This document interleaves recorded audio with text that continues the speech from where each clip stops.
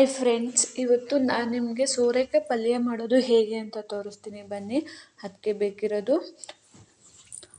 Chaitra ಜಾರಿಕಾ YouTube channel ಯಾರೆಲ್ಲ subscribe ಮಾಡ್ಕೊಂಡೆ ನೋಡ್ತಾ ಇದ್ದೀರೋ ಪ್ಲೀಸ್ ಸಬ್ಸ್ಕ್ರೈಬ್ ಮಾಡ್ಕೊಂಡು ನೋಡಿ. ಪ್ಲೀಸ್ ವಾಚ್ ಅವರ್ಸ್ ಕಂಪ್ಲೀಟ್ ಆಗಬೇಕು. ಪ್ಲೀಸ್ ವಿಡಿಯೋ ಎಲ್ಲೇ ಸ್ಕಿಪ್ ಮಾಡಬೇಡಿ, ವಿಡಿಯೋ ಫುಲ್ ನೋಡಿ.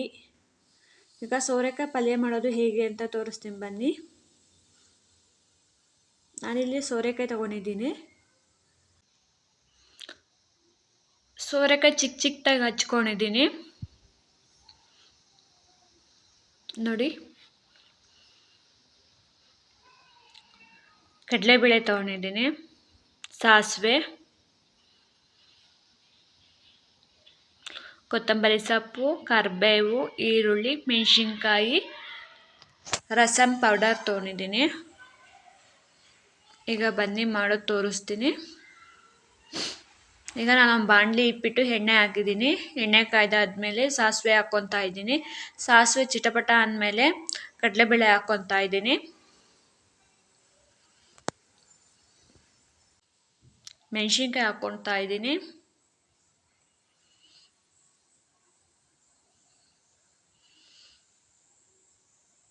ಈಗ ಕರಿಬೇವು ಮತ್ತು ಈರುಳ್ಳಿ ಹಾಕ್ಕೊತಾ ಇದ್ದೀನಿ.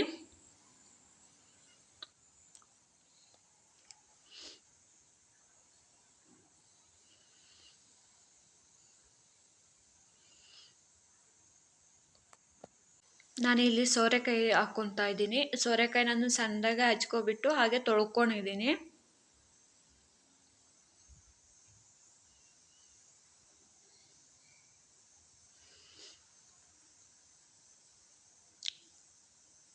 ಒಂದು 5 ನಿಮಿಷ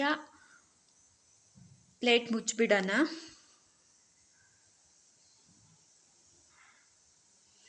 ಈಗ ಲಾಸ್ಟ್ಗೆ ಒಂದು ಅರಿಶಿನ ಹಾಕ್ಕೊತಾ ಇದ್ದೀನಿ.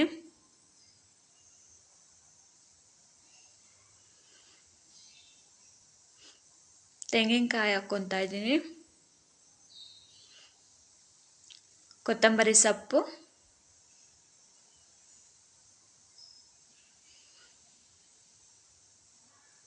ರುಚಿಗೆ ತಕ್ಕಷ್ಟು ಉಪ್ಪು,